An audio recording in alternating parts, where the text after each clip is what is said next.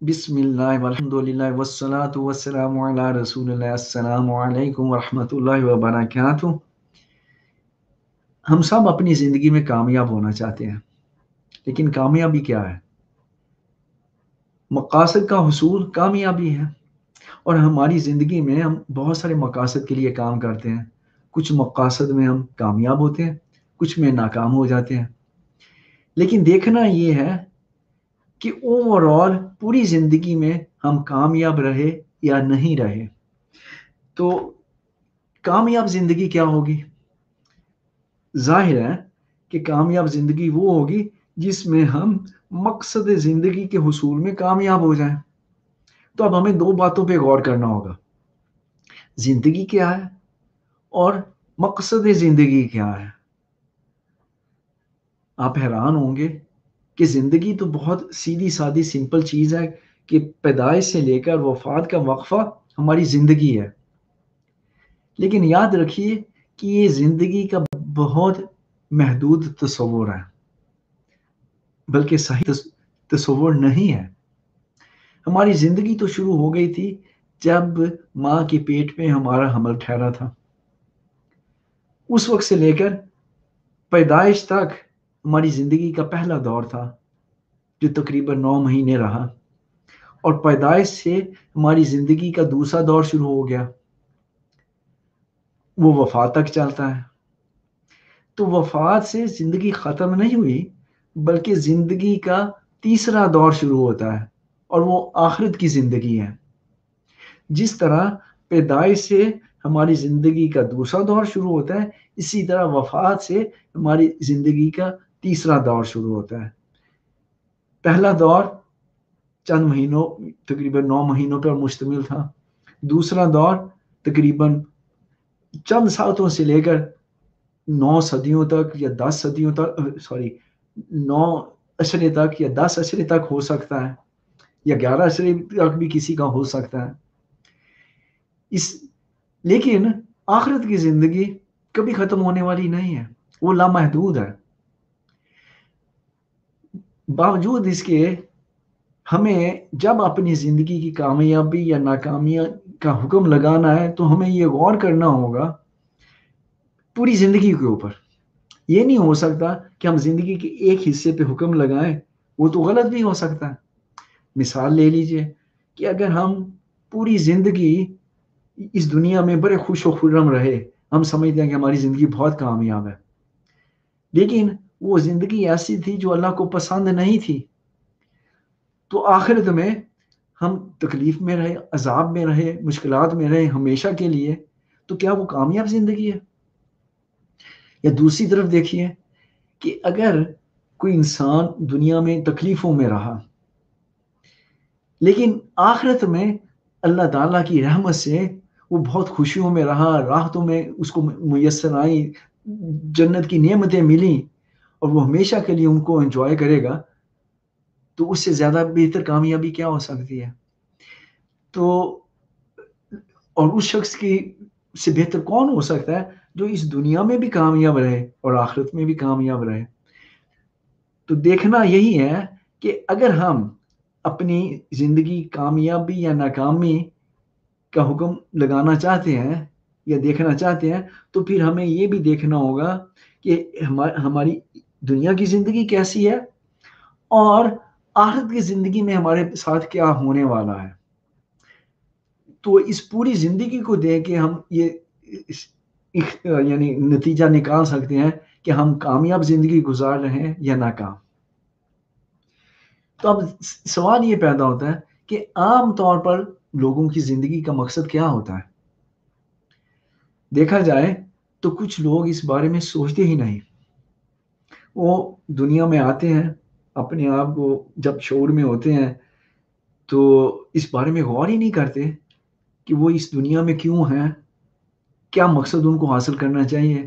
وہ بس اپنا کھاتے پیتے ہیں، جو بھی معاملات کرنے وہ کرتے ہیں اور اس دنیا سے رخصت ہو جاتے ہیں. کبھی اس پہ غور ہی نہیں کرتے کہ ان کو اس دنیا میں کیا اچیو کرنا چاہیے تھا اور وہ انہوں نے کیا ہے یا نہیں کیا. تو ایسے لوگوں کی زندگی کا اگر جانوروں کی زندگی سے مقابلہ کیا جائے، موازنہ کیا جائے، تو آپ دیکھیں گے کہ ان میں اور جانوروں کے زندگی میں کوئی فرق نہیں ہے. جانور بھی بغیر ان کا کوئی زندگی کا مقصد نہیں ہوتا، بس جو جبلتوں کے مطابق ان کو وقت کا ٹائم کے مطابق جو ان کو مناسب لگا انہوں نے اس کے مطابق کیا اور اس زندگی سے رخصت ہو گئے. تو انسان کو بہت اس سلسلے میں غور کرنا چاہیے کہ اس کی زندگی کا مقصد کیا ہے. اب کچھ لوگ جو ہیں وہ اپنی زندگی کا مقصد متعین کرتے ہیں، لیکن وہ ایسے مقاصد چنتے ہیں جن کا تعلق صرف دنیا کی زندگی سے ہوتا ہے، اور وہ سمجھتے ہیں کہ وہ ان کی زندگی کا مقصد ہے. لیکن یہ بھی صحیح نہیں ہے، کیونکہ وہ ہمیشہ رہنے والی زندگی کو نظر انداز کر رہے ہیں. اور کچھ لوگ تو ایسے ہوتے ہیں کہ نہ صرف یہ کہ وہ ان نے صرف دنیا کی زندگی کو وہ اپنا مقصد بنایا ہوتا ہے، بلکہ وہ اس کے لیے غلط ہتھ کنڈے اور ناجائز کام بھی کرتے ہیں، ناانصافی کرتے ہیں، کرپشن کرتے ہیں، لوگوں سے زیادتی کرتے ہیں، دھوکہ دیتے ہیں، بے ایمانی کرتے ہیں، وسائل کا ضیاع کرتے ہیں. ان تمام خرابیوں کی وجہ سے وہ دنیا میں فساد برپا کرتے ہیں، دنیا کا امن برباد کرتے ہیں.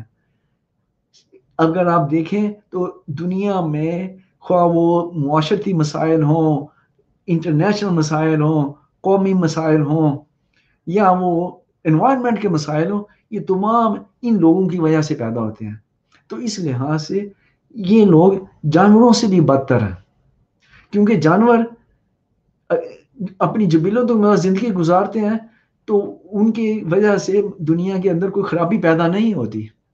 لیکن یہ لوگ غلط مقاصد چن کے اور ان کے لیے غلط ذرائع استعمال کر کے دنیا کو اندر خرابیاں پیدا کرتے ہیں. دیکھنا یہ ہے کہ آپ کی زندگی کا مقصد کیا ہے. کیا آپ نے اس پہ غور کیا ہے؟ اور یہ کیسے معلوم ہو کہ آپ نے اپنی زندگی کا کیا مقصد چن رکھا ہے، اور وہ مقصد فائدہ مند ہے یا بیکار؟ اگر آپ اپنی زندگی پہ آپ غور کریں تو وہ کیا چیزیں ہیں جن کے لیے آپ کی صلاحیتیں، آپ کا وقت اور اس کا بیشتر حصہ جو ہے اس کے لیے لگتا ہے. جن باتوں پہ، جن مقاصد کے لیے، جن کاموں کے لیے آپ کا سب سے قیمتی وقت اور ساری صلاحیتیں اور تگ و دو اور کوششیں ہیں، وہ آپ کی زندگی کا مقصد ہے. اب اگر وہ مقصد ایسا ہے جو صرف دنیا میں کام آنے والا ہے یا وہ فائدہ مند ہے تو یا نافائدہ مند ہے، یہ سارا آپ کو اس سے دیکھنا ہوگا، اس پہ غور کرنا ہوگا کہ جہاں آپ کی تمام صلاحیتیں، تمام وقت اور تمام ایفرٹس آپ کی لگ رہی ہیں، پھر آپ کو دیکھنا ہوگا کہ آپ دنیا میں اور آخرت میں کامیاب ہونے والے ہیں یا ناکام ہونے والے ہیں. تو آگے چلنے سے پہلے یہ دیکھ لیجئے کہ مسلمان کی زندگی کا مقصد کیا ہے. وہ کون سا مقصد ہے کہ اگر وہ پورا کر لیں تو وہ یہ دنیا میں اور آخرت میں کامیاب رہیں گے. تو جب ہم مسلمان کی زندگی کے مقصد کی بات کرتے ہیں تو عام طور پر لوگ سورہ صافات کی سورہ زاریات کی اس آیت پہ آتے ہیں، وَمَا خَلَقْتُ الْجِنَّ وَالْإِنسَ إِلَّا لِيَعْبُدُونَ، کہ میں نے جنوں اور انسانوں کو صرف اس لیے پیدا کیا ہے کہ وہ میری عبادت کریں. تو وہ یہ سمجھتے ہیں کہ یہ ہمارا زندگی کا مقصد ہے. لیکن یہ بات ٹھیک نہیں ہے، کیونکہ یہ اللہ کا مقصد تخلیق ہے. ہم عبادت کے معاملے میں گفتگو کر چکے ہیں کہ عبادت کیا ہے، کہ زندگی کے ہر معاملے میں دین اسلام کے مطابق فیصلہ کرتے ہوئے اللہ کی غلامی کرنا عبادت ہے. اور اللہ کہتا ہے کہ میں نے جنوں اور انسانوں کو اس لیے پیدا کیا ہے کہ وہ ہر معاملے میں دین اسلام کے مطابق فیصلے کرتے ہوئے اللہ کی غلامی کریں. لیکن یہ اللہ کا مقصد تخلیق ہے. ہمارا مقصد کیا ہے؟ اس کے لیے آپ ذرا غور کیجئے اس مالک اور ملازم کے مقاصد کی طرف. ایک امپلائر یا مالک کسی کو ملازم کیوں رکھتا ہے؟ اس لیے کہ اس نے کچھ کام کروانا ہوتا ہے. لیکن ملازم جو ہے وہ ملازمت کیوں اختیار کرتا ہے؟ وہ وہاں نوکری کیوں کرتا ہے؟ اس لیے کہ اس نے پیسہ کمانا ہوتا ہے، اس نے تنخواہ لینی ہوتی ہے، اس نے بونس لینا ہوتا ہے، اس نے اپنے اچھا کام کر کے ترقی کرنی ہوتی ہے.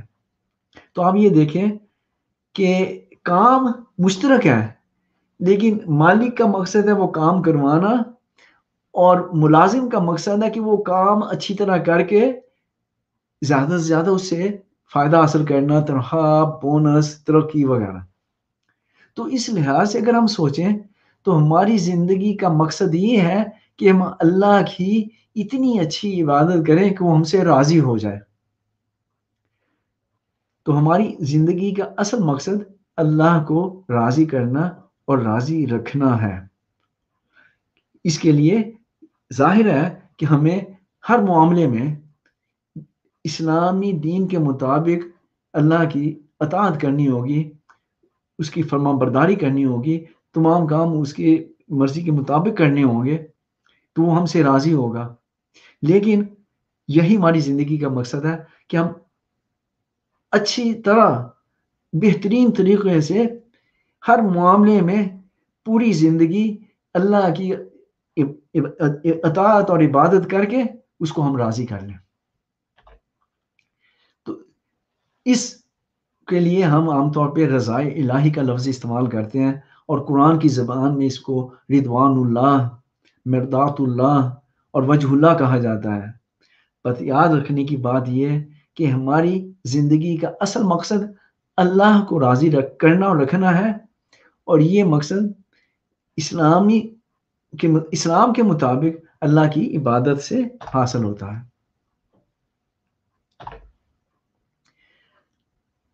تو ایسی عبادت ہی ہماری زندگی کا مقصد اور کامیابی کی ضامن ہے، اور ہماری کامیابی اسی مقصد کے حصول میں ہے کہ ہم زندگی بھر ہر معاملے میں اللہ کے دین کے مطابق اس کی اتنی اچھی غلامی کریں کہ وہ ہم سے راضی ہو جائے.